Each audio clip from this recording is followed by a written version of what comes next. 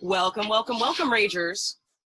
I have somebody from my hometown, and this somebody is full of credentials, full of life, full of patriotism for his country, full of love for LA. This is G.I. Joe Collins. Welcome to Red Pill Rage, G.I. Joe. Thank you, I appreciate it. So, I'll cut this out. I did as much research on you as I could do.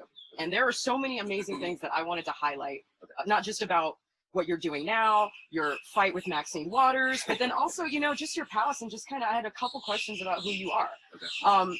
I love the fact that we're both from LA. Yeah. So I grew up in Culver City. So I grew up on the west side, Santa Monica, Venice area. Very, very different from how you grew up. You grew up on 104th and Normandy. Yeah. I know exactly where that is. Now, we're not even gonna begin to start this interview because I wanted to we just have to take a walk down memory lane. And I know for a fact, Joe, you got some memories about the Slauson Mall. Hit it, hit it. The Slauson Mall, you can buy anything at the Slauson Mall. Drugs, cocaine, guns. Yeah. And I haven't been to the Slauson Mall in a long time. I don't even attempt to go up there. Nobody will.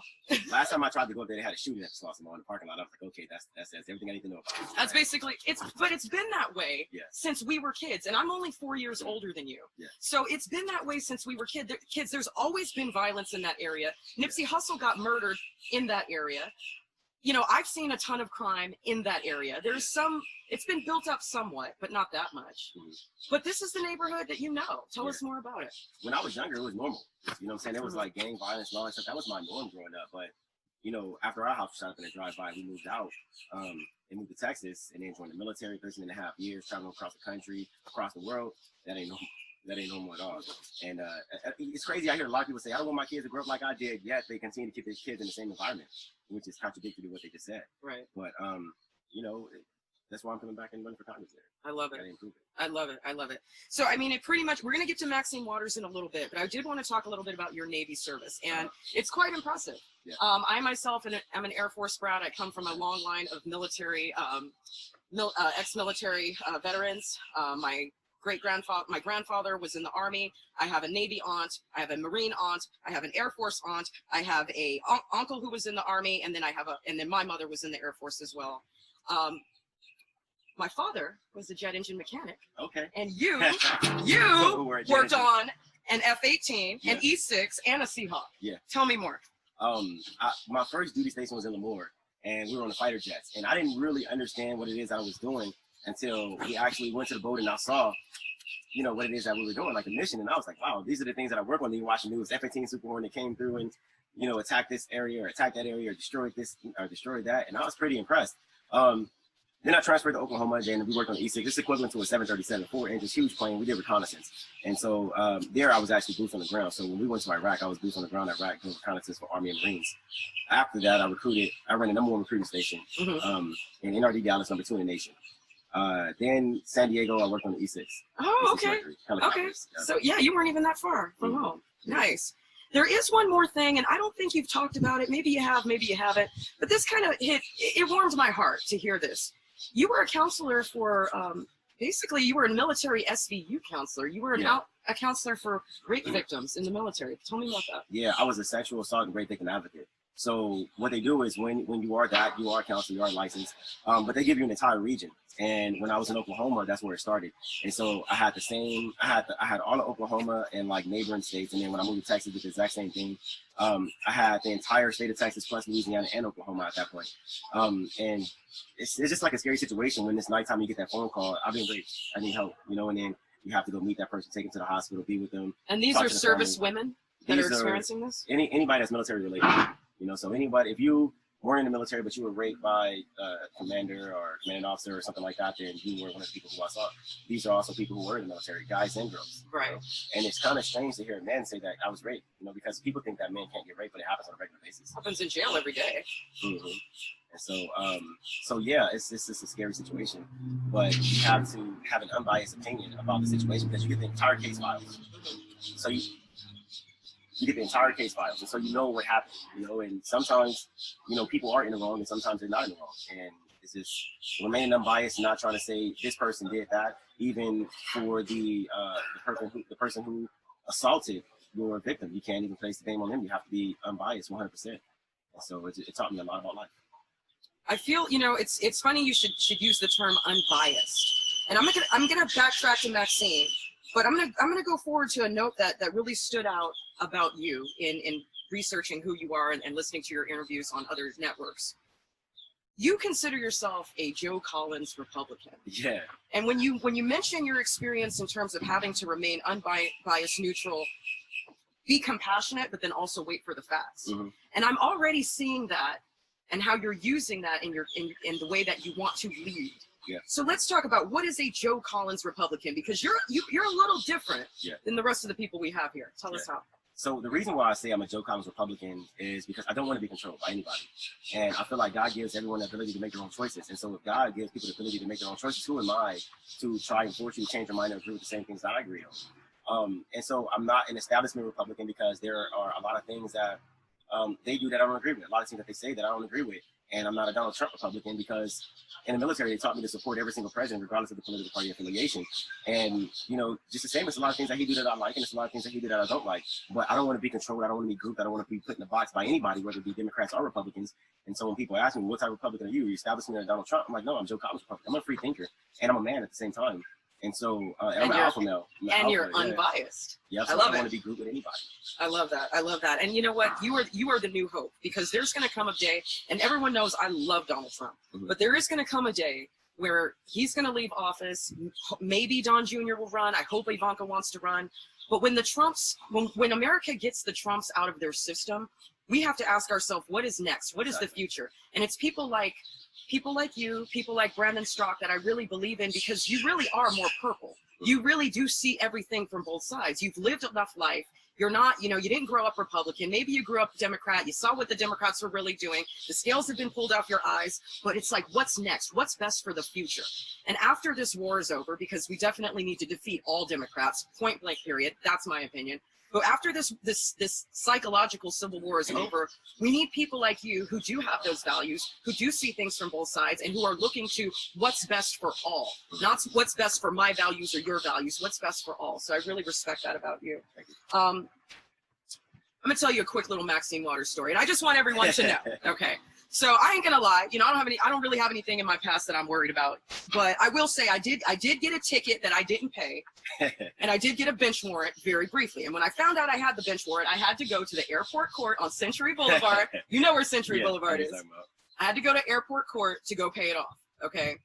When I was there, I saw Maxine Waters. I don't know what she was doing. This had to be maybe 2006, okay? This was years ago.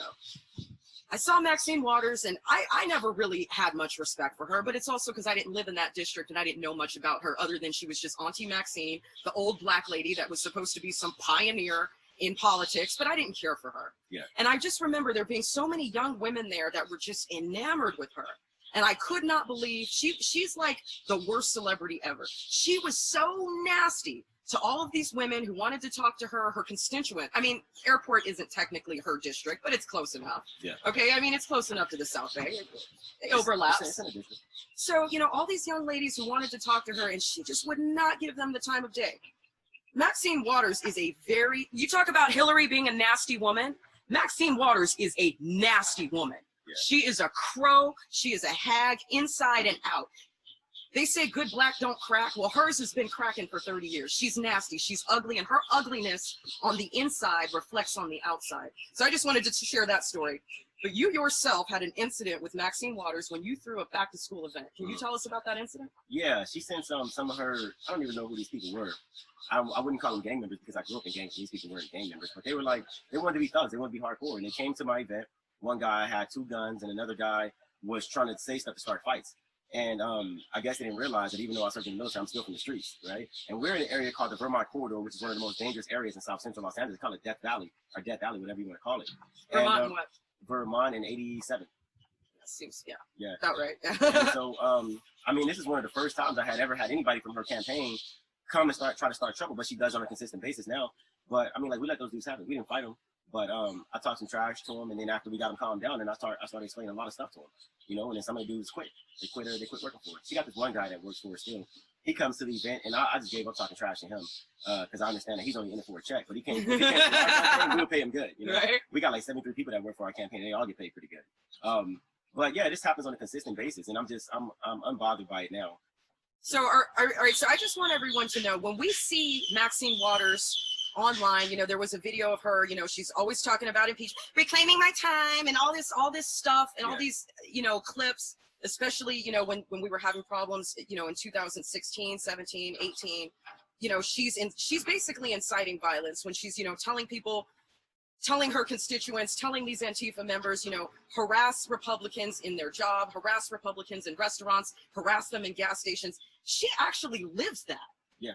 So this is not new. This attitude, the inciting violence, the rhetoric, it's not new. It's not. I mean, and she's really doing it. Let's look at her record, right? Rodney King got beat up. Yeah, and she enticed that. They destroyed South Central Los Angeles, and she promised she was going to rebuild it. Never got rebuilt. Hashtag Fedco. Yeah, and even it happened again in the 70s. It happened in the 60s, and she was there every single time enticing violence. Like it's been. I can think back on Maxine's career, and I've never heard her say anything positive. Neither have I. Never. It's always some negative crap coming out of her mouth. And she's still stuck in like the post-slavery Jim Crow redlining era. It's like, lady, get over it and let's move forward. Get out of office. She's been there entirely too long. She's a mess. I'm sick of this lady. So and what's funny is that she doesn't have a slavery mentality. She's a slave catcher. Yeah. She's a slave driver. Yeah. That's what she is. Exactly. She's the mammy that's getting paid by massa to keep everyone else on the plantation. But she herself doesn't have a slavery mentality, because her mansion is worth $4 something million? Yeah.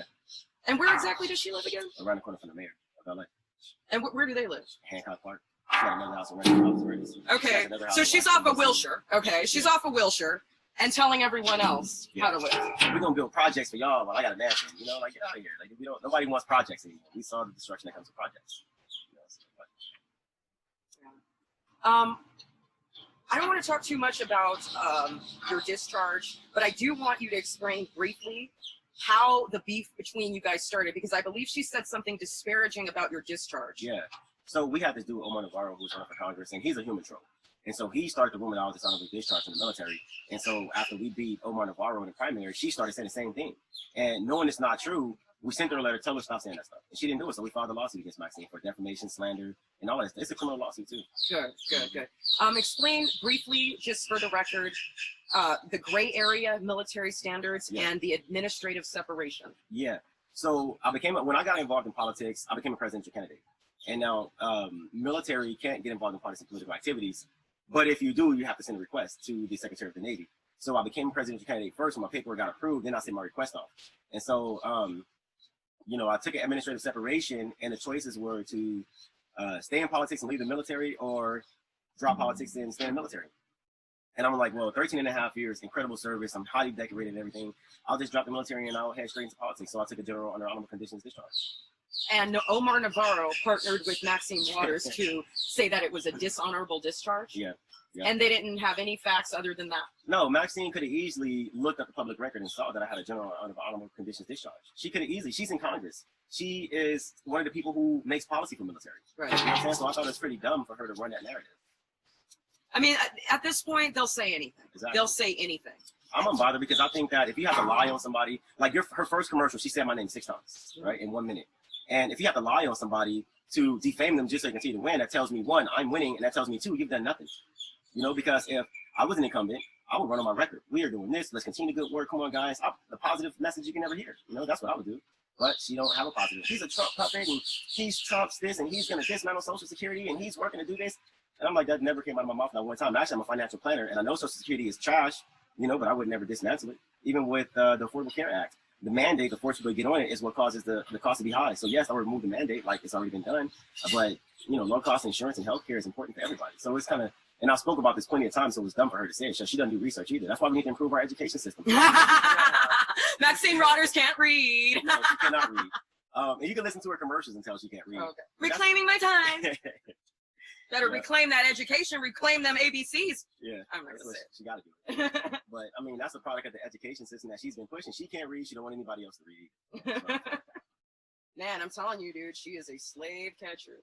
For real. She would be like, what is that dude name from Django Clarence, the black house? That's who she is. Up on that nag. You know, that's who she is. You see, oh, he got his stuff together. Oh, yeah. Let me destroy him. Don't worry. Yeah. It's funny how it's like, I look at Maxine Waters, I look at T.I., they're all slave, even Jay-Z and Beyonce, they are slave catchers. And the thing is, they don't have the poverty mentality. No, they don't have the slavery mentality, but they want to make sure everyone else does. That is crazy. Speaking of mentality, and one thing that struck me about watching your videos, and then when you mentioned that you have background in financial planning, you don't have a poverty mentality. You have a wealth mentality. And when it comes to your values and what you want to do in South Central LA, one thing that you mentioned that stuck out to me is not just bringing employment, but bringing quality employment. Yeah, exactly. So again, that's part of the wealth mentality. It's not enough to have a job. You want to see employment where people are having careers and they can begin a little bit of savings and they can get out of debt and they can fix their credit scores and they can go on vacations. Yeah, exactly. That's your vision for South Central LA. Tell me more. Yeah, so it's something that we've already started. I'm working with a team and we'll put together an entire financial, I'm an estate planner. I do estate planning and I do life insurance and all that other stuff. But putting together a package where you can utilize trust and estates and you can utilize different insurance policies to build wealth, retirement policies to build wealth. We're putting a package together. We're going to be giving that to the community for free, right? Home buying, wealth building, estate planning, all this stuff, things that people actually need to know about. Because when you ask people, although everyone has their own problems, but the bottom line is money is always going to be a problem. Oh, we need to build wealth. We need to do this. We need to do that. Well, if you want to build wealth, let me teach you how to build wealth. If I can teach you how to build wealth, then you can solve all your other problems. Even when it comes to gentrification. Oh, they gentrifying us out of our neighborhoods. Well, if you have money, would you say yes? So gentrification is not the problem. Money is the problem. Finances is the problem. So let me teach you finances so you can live through gentrification. Let me teach you finance so you can bury your loved ones or what have you whenever that time comes. And so financial literacy is important, especially for small businesses. Small businesses do not have any type of financial literacy. And a lot of people, crazy part about small business, I'm sorry to get off. No, I want to know. The crazy part about small businesses is people open a business and they say, hey, I have a business, but they are working in their business. That's not the idea of a small business. What you did was you created your own job, right? You didn't create a business. So what a small business is supposed to do is you start a small business and then you have to hire people who are in college to come work your small business. Then you open another one. You open another one. You have a chain like Walmart, or Taco Bell, like McDonald's, right? But people get comfortable. I'm a business owner, yada, yada. No, you are a job owner. You just own your own job, right? You just don't have a supervisor. Exactly. Okay. So everything that is going through that business is going through you, but you're supposed to have a business, but what you have is another job. So you're employed to your own business, and that's not how it's supposed to be. Wow, that's a lot to think about. And you know what? That affects everyone. I mean, I would love to see a politician with a background in finance who could really have an honest conversation with the American people about financial literacy. Yeah. Nobody's doing that since Ross Perot. I mean, well, the majority of the people don't even know how to balance a checkbook. I mean, like, we can look at ALC for an example. You went to college, you were a bartender, you got picked by certain people to, you know, push you as a face because they thought you were pretty and everything, but you were a freaking moron, you know, who don't know how to balance a checkbook. You come here and you're poor, get into Congress, now you're wearing $10,000 outfits. Like, lady, come on, man, let's get together. That one gets a slay. Another major issue, and this is all, not just LA, not just South LA, but all of California. You did touch on this. I noticed you were on Power 106, so shout out, big boy. Is he still on that? Oh, yeah. He moved on, or is he still on that? He's still there. All right. Yeah, still I'm old enough to remember when Theo, was it Theo? Remember Theo? Mm-hmm. Was he on Power 106 or Hot 92? Power 106. I'm old enough to remember when every girl was dropping their panties for Theo. Okay, so that's how long. When we talk about Power 106, we're talking about an old school hip hop radio station. Okay, old school. When he was big boy, he was when he was really big. He was as big as this table. Yeah. When you were on Power 106, and by the way, shout out to Power 106. I was a little concerned that they would be standoffish with you. They were quite respectful. Yeah. So shout out to Power 106 for not acting like Charlemagne the God in Breakfast Club. That's my dude too, Charlemagne. Yes. I think the biggest thing is like, agree to disagree. People don't know how to get with these dudes on their level. They want to be politically correct. They want to answer questions and try to be nice to gain favoritism. It's like, no, get down to the gritty. You know, if they ask you a question, answer the question. That's just it's what it is. It's not a matter of if you give the right answer. It's a matter of being real. Well, I've also seen them completely twist around and even not like when Angela Stanton King was on their show. I just about lost my mind. Well, Angela wasn't mean. She should have been mean. That's what she should have been. So you think she was being too nice? She's being nice, yeah. So it's like basically the Breakfast Club is like the Fight Club. You got to go. Don't bring no knife to no gunfight. No. All right, I get it. I get it now. Okay, I can respect that. Homelessness and drugs. Yeah. Big problem throughout our entire state. Big problem even in the state of Nevada. big problem in Arizona. The opioid crisis is a problem across the country. But you had some very specific ideas about what you wanted to do in South Central LA to try to help. Go ahead. So one of the biggest things that we have to do is bring quality jobs back, right?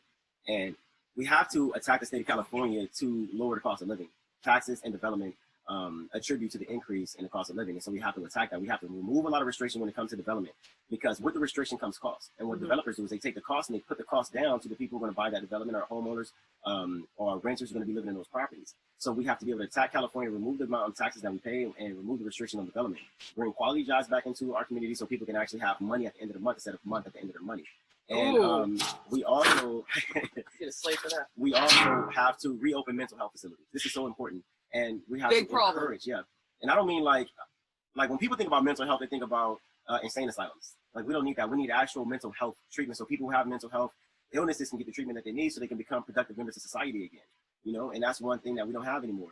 The Constitution says that people who are mentally incapacitated or mentally incapable of making decisions for themselves cannot make decisions for themselves. So how is it that we have so many people living on our streets who is mentally incapable of making decisions for themselves, whether it be from mental health, mental illness, or drugs? Right? So we have to be able to get those people the help that they need. People who are suffering from PTSD, from whatever serious mental injuries that they have from living in the inner cities, they need to get that mental health treatment that they need, also the counseling that they need. And so this is absolutely important. It's not a 100% cure to homelessness, but it'll reduce that 55,000 people at any given night living on the streets in LA to maybe, you know, 400 or 500 people on the streets, which is a huge improvement.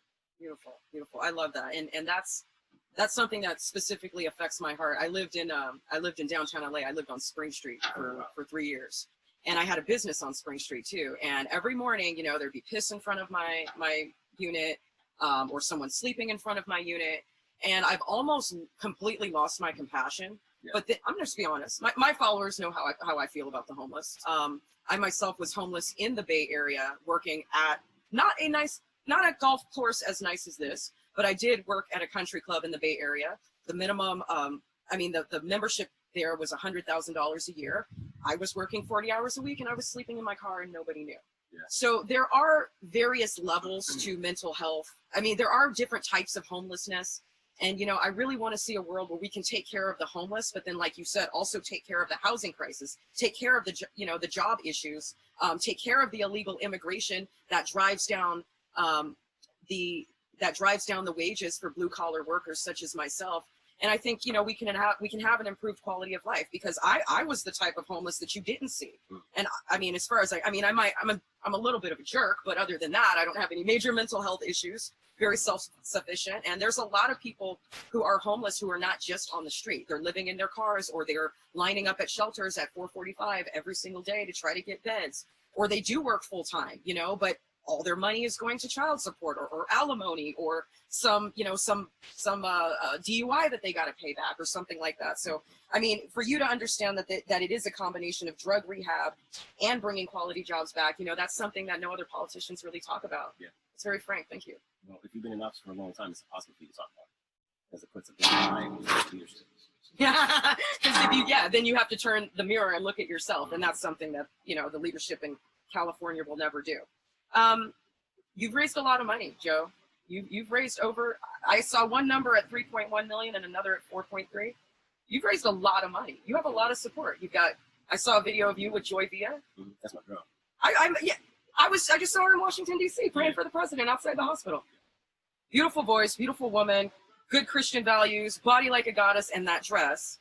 She's just amazing. So I'm glad you're friends with her. I don't want to snitch, but I do want to say one thing to my audience. I love the fact that you're a Joe Collins Republican, not necessarily a Trump Republican.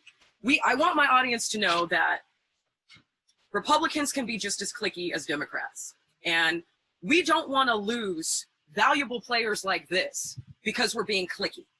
Okay, I'm tired of us being cliquey. You know, I just became a registered Republican recently, even though I was a closet conservative for much longer than that.